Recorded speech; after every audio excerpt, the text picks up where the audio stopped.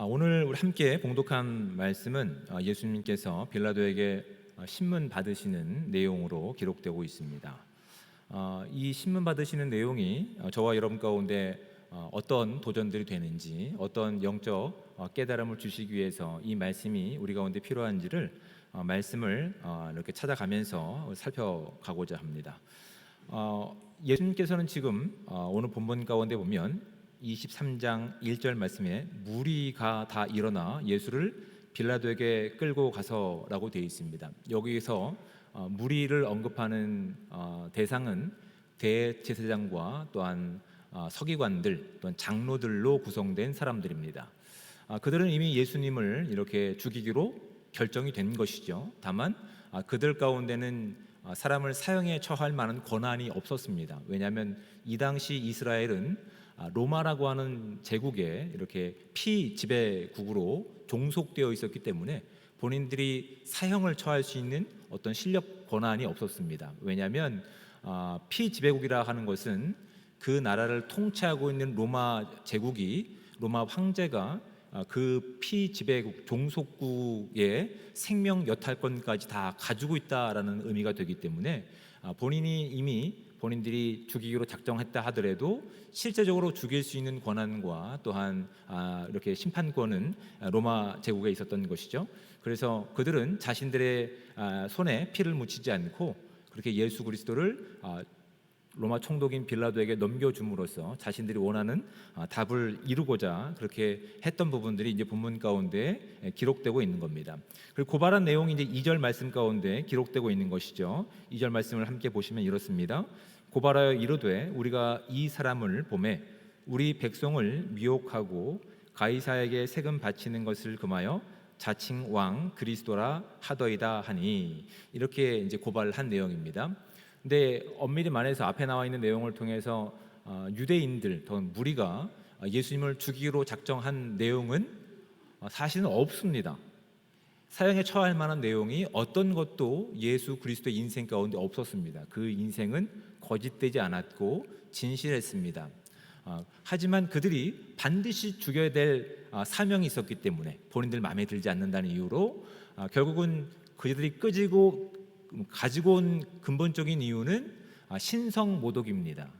네가 하나님의 아들이냐라고 이야기했을 때 예수님께서는 그들의 말에 동의를 하셨고, 그걸 가지고 죽이기로 작정한 부분에 더 이상 증인이나 어떤 변명 없이 그것을 진행하려고 모든 일들을 이렇게 결정했던 것이죠. 하지만 생명에 대한 여탈권이 그들 가운데 없었기 때문에 그들이 지금 빌라도에게 이 문제를 꺼내놓고 있는 것이라고요. 그런데 그들이 이미 가지고 있었던 이렇게 신성모독에 대한 죄목을 2절 말씀 가운데 언급하는지를 자세히 살펴보셔야 됩니다. 신성모독에 대한 내용이 없습니다. 로마가 입맛에 맞아야 예수님을 처형할 수 있기 때문에 그들의 입맛에 맞는 내용으로 지금 거짓 고소하고 있는 내용들입니다. 다시 한번 2절 말씀을 보십시오. 이 사람을 보매 우리 백성을 미혹해 한다라고 이야기합니다. 이 말씀을 그냥 이렇게 문자적으로 이야기하니까 좀 어려워서 제가 말씀을 드리면, 지금 23장의 이 배경은, 시대적인 배경은 이제 유월절이라고 하는 유대인의 큰 명절을 앞둔 때였습니다.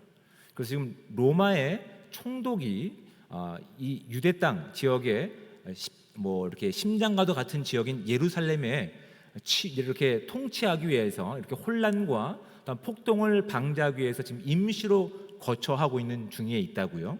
이스라엘 백성들이 민족성이 강하고 종교성이 강하다는 사실을 빌라도도 알고 있었습니다. 그래서 빌라도가 여차하면 이 사람을 어떻게 이렇게 처리할 것을 그들은 지금 꿈꾸고 있는 겁니다. 근데 고발 조건이 이런 겁니다. 우리 백성을 미혹해 한다라는 말은 우리 백성을 지금 선동하고 있다라는 뜻입니다.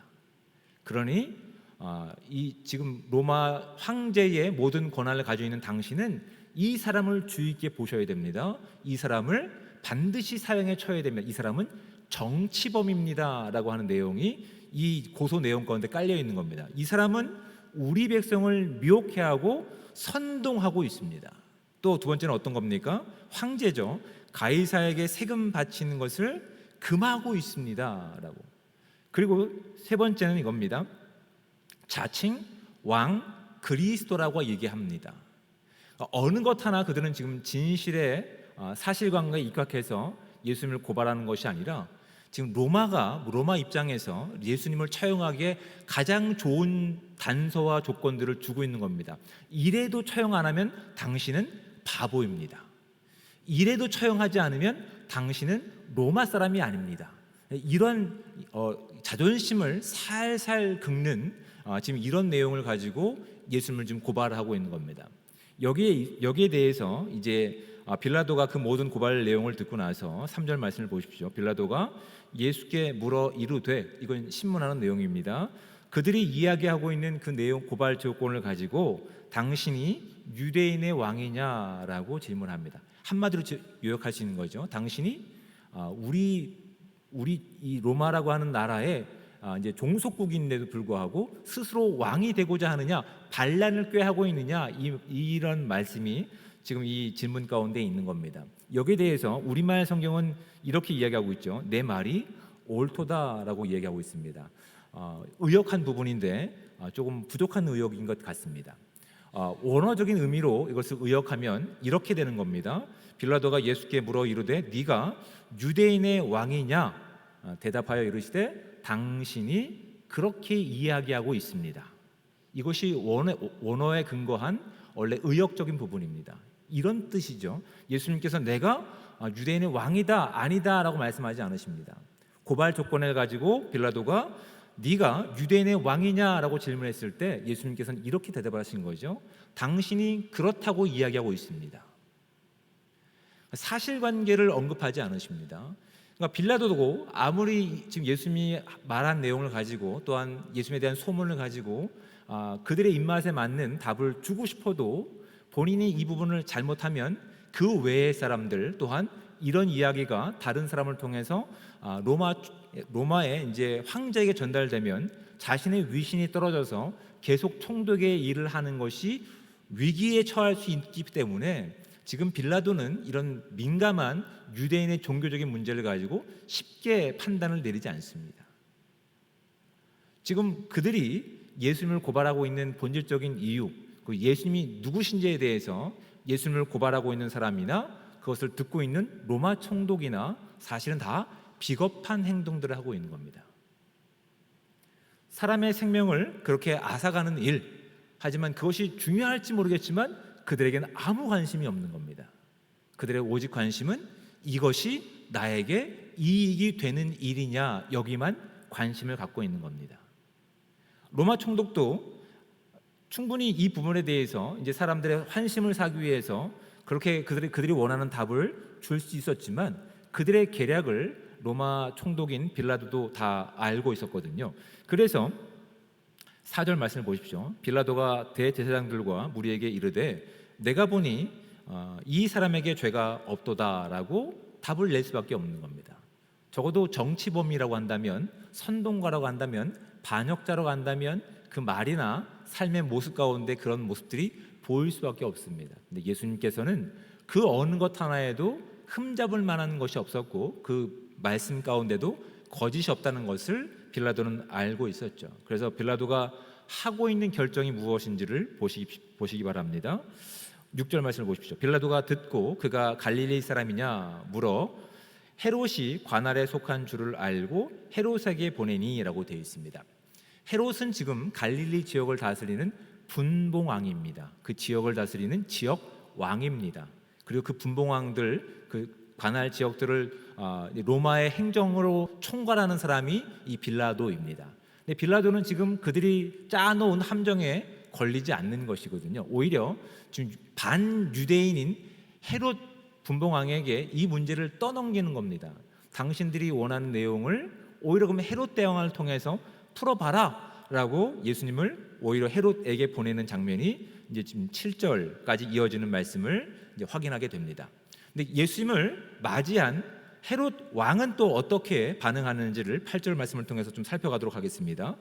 헤롯이 예수를 보고 매우 기뻐하니 이는 그의 소문을 들었으므로 보고자 한지 오래였고 또한 무엇이나 이적 행하심을 볼까 바라던 연고로라 라고 되어 있습니다. 예수님이 어떤 이유 때문에 고발당했고 지금 자신 앞에 왔는지 헤롯은 관심 없습니다. 헤롯이 관심 있는 것은 말씀 그대로 그를 통해서 돈을 좀 얻고자 하는 것, 또한 예수님이 소문이 파다했기 때문에 그를 통해서 눈요깃거리나 좀 할 수 있는 것, 그리고 내 마음에 들지 않으면 유대인들이 고발한 내용을 가지고 내가 지금 이 왕권을 더 견고히 할 수 있는 것. 왜냐하면 아까도 말씀드렸듯이 지금 헤롯 분봉왕은 반유대인이었기 때문에 유대인들에게 인정받지 못하고 있었거든요. 근데 유대의 당국자들에게 인정받을 만한 이 일을 한다면 어느 정도 인기를 끌 수 있는 기회가 됐던 것이죠. 근데 거기에 대해서 예수님께서는 어떻게 반응하셨는지를 본문을 통해서 확인하게 됩니다. 9절 말씀, 여러 말로 물으나 아무 말도 대답하지 아니하시니라고 얘기하고 있습니다. 지금 예수님을 둘러싸고 고발하는 고발 당사자인 장로들과 바리새인들과 유대인들이 있습니다. 그들은 진실에 반응하지 않았습니다. 그들은 자기의 이익에 반응했던 무리입니다. 그리고 그 고발 내용을 들었던 로마 총독인 빌라도는 어떻습니까? 그도 예수님이 어떤 분이신지에 대해서, 예수님이 가르치신 내용이 진실한지 아닌지에 대해서 관심을 두지 않았습니다. 이것이 나에게 이득이 되느냐 아니냐에 관심을 두고 있었을 뿐입니다. 헤롯 왕은 어떻습니까? 마찬가지였습니다. 지금 예수님을 바라보는 수없이 많은 사람들이 예수님이 누구시고 그가 전하는 내용이 무엇인지에는 어느 누구도 관심 두고 있지 않습니다. 그리고 헤롯이 질문하는 내용에 대해서 예수님께서는 질문에 대해서 어떤 말도 답하지 않으시고 침묵으로 일관하셨습니다. 이 침묵이 의미하는 것이 무엇일지를 여러분 생각해 보신 적 있으십니까? 예수님께서는 이 땅에 진리로 오셨습니다. 예수님께서 이 모든 것들을 말씀을 응하시기 위해서 오셨습니다. 헤롯이 자신의 눈요깃거리와 즐거움을 위해서 예수님을 조롱하는 그 자리 가운데서 예수님은 어떠한 답으로도 말씀하지 않으셨습니다. 첫 번째 이유는 이렇게 되겠죠. 모든 말씀을 응하게 하시기 위해서. 이사야 53장 7절 말씀 같은 그 말씀을 다 이렇게 완성하시기 위해서 안 하셨을 겁니다. 두 번째는 어떤 이유가 있을까요? 여러분, 우리가 삶을 살면서 억울한 일 참 많이 겪게 되지 않습니까? 억울한 일 참 많이 겪게 되는데 그 억울한 일 가운데서 우리가 아무리 사실에 근거하고 증거를 가지고 이야기한들 그 진리와 그 증거가 효용이 있던가요? 만약에 그것이 있었으면 법원이 필요 없습니다. 법원은 그것이 해결되지 않기 때문에 법적인 조항을 가지고 그것을 해결해 주는 기관입니다. 그런데 그것이 되던가요? 되지 않으니까 고등법원까지 가는 겁니다. 사람들은 진리에 반응하지 않습니다. 사실관계에 반응하지 않습니다. 이것이 나에게 이익이 되느냐 되지 않느냐, 내가 이것을 인해서 손해를 보느냐 그렇지 않느냐에 관심을 갖고 있습니다. 그렇지 않습니까? 사람들은 진리에 관심을 두지 않습니다. 감정으로 반응합니다. 이것이 지금 우리가 살고 있는 시대일 뿐만 아니라 예수님께서 지금 살던 그 당시에 동일한 반응입니다. 예수님께서는 그러한 자들 가운데서 오히려 침묵을 통해서 그들 가운데, 그들의 인생 가운데 질문을 던지고 계시는 겁니다. 그들 가운데서 예수님께서 왜 오셨는지를 질문을 던지고 계시는 겁니다. 세 번째는 이런 것들이죠. 오히려 그 자리에서 시시비비를 가르는 것이 아니라 그들마저 사랑하시기 때문에, 그들마저 구원하시고자 하는 하나님의 마음이 있기 때문에 오히려 하나님 말씀에 순종해서 십자가까지 가시기 위해서 예수님께서는 오히려 그 모든 조롱과 또한 거짓 증인의 증언에 침묵으로 일관하고 계시는 겁니다. 지금 제가 말씀드렸던 내용이 지금 본문에서 우리 가운데 알기 원하는 바로 그런 내용들입니다. 근데 그런 내용이 이제 우리의 인생 가운데서, 우리의 시간 가운데서 이제 어려운 시간으로 들어오게 되죠. 그 말씀이 저와 여러분 가운데는 어떤 의미가 있냐라는 것이죠. 우리가 아무리 진리를 가지고 있다 하더라도, 우리가 아무리 예수 그리스도의 기쁨을 가지고 살아가는 존재들이라 하더라도 우리를 바라보는, 예수 그리스도를 바라보는 사람들의 시선은 어떻다는 것이 말씀을 통해 확인하게 됩니까? 그들은 진리에 반응하지 않습니다. 그들은 사실관계와 역사에 관심을 두고 있지 않습니다. 지금 이 일이 나에게 이익이 되느냐 그러냐에만 관심을 두고 있습니다. 그리고 예수님께서는 그들까지 사랑하시면서 십자가를 지셨던 것처럼 저와 여러분들을 지금 그런 자리 가운데 보내고 계시고 있는 겁니다. 이것이 우리가 어려운 부분입니다. 여러분, 누가복음 22장 앞에 나와 있는 내용입니다.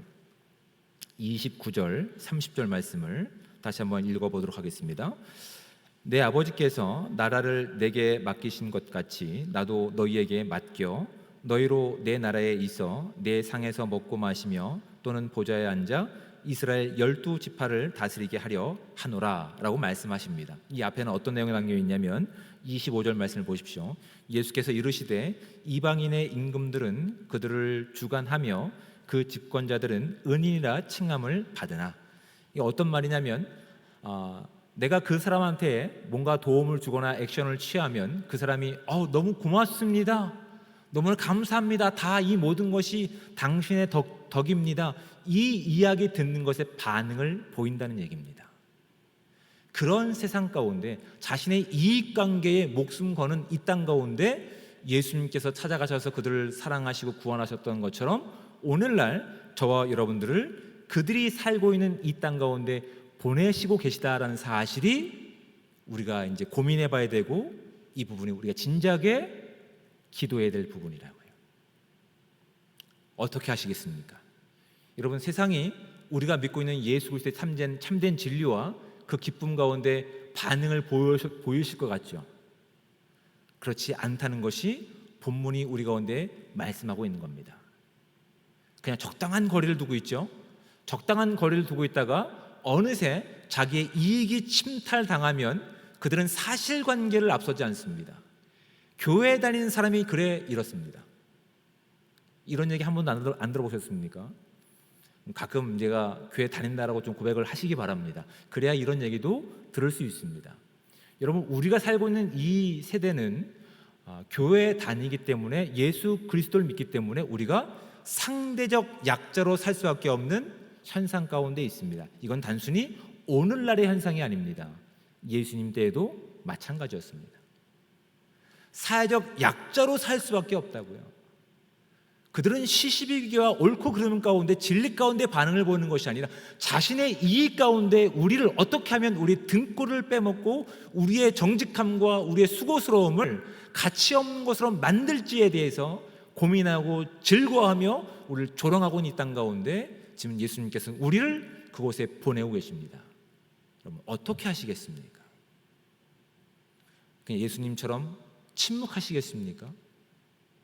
예수님처럼 십자가 짊어지시겠습니까? 그것도 우리 마음대로 되는 것이 아닙니다. 그런데 예수님께서는 분명하게 그런 세상 가운데 저와 여러분들을 보내고 계시다는 사실이 여기 있는 겁니다. 여러분, 우리는 얼마 전에 이제 코로나 팬데믹을 통해서 그것을 확실하게 알게 되지 않았습니까? 예배드리는 것이 큰 죄일까요? 찬양하는 것이 크게 잘못한 일일까요? 근데 어느새 우리가 예배드리는 것, 찬양하는 것조차 진리 여부를 떠나서 금지당한 적이 있습니다. 그들이 보인 반응은 진리가 어떤지 여부가 아닙니다. 그들은 자신의 이익에 침탈당하자 그 대상으로 교회를 타겟팅 삼았던 얼마 전의 기억이 있는 겁니다. 그 단편적인 예만 보더라도 우리는 지금 이런 세상 가운데 그리스도의 복음을 살아가고 기쁨을 살아가라고 보냄을 받은 자들이라고요. 그렇다면 우리가 어떻게 해야 될까요? 그 보내심을 받은 자리에서 어떻게 해야 될까요? 우리의 예배가 진실하고 우리가 드리는 모든 것들이 진실하지만 그들은 그 진실함에 반응을 보이지 않는 그들 가운데 우리가 어떻게 해야 될까요? 첫 번째는 그들 위해 기도할 수밖에 없는 겁니다. 우리가 그 유혹에 넘어지지 않기 위해서 예수님께서 베드로에게 말씀하셨던 것처럼 깨어 끝까지 기도할 수밖에 없는 겁니다. 하나님, 저들은 아직 하나님을 알지 못합니다.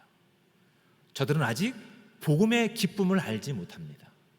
우리가 전하는 말이나 우리가 보이는 어떤 행동을 통해서 저들은 반응하지 않습니다. 하지만 나를 바꾸신 하나님의 능력이 저들에게도 꼭 전달되기를 기도합니다.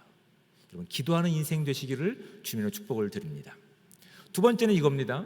여러분, 그렇게 조롱하고 그렇게 진리와 상관없이 대하는 그들 가운데서 이야기를 들어주고, 그리고 그들에게 따뜻한 밥 한 끼 사줄 수 있는 여유가 저와 여러분 가운데 있기를 축복합니다.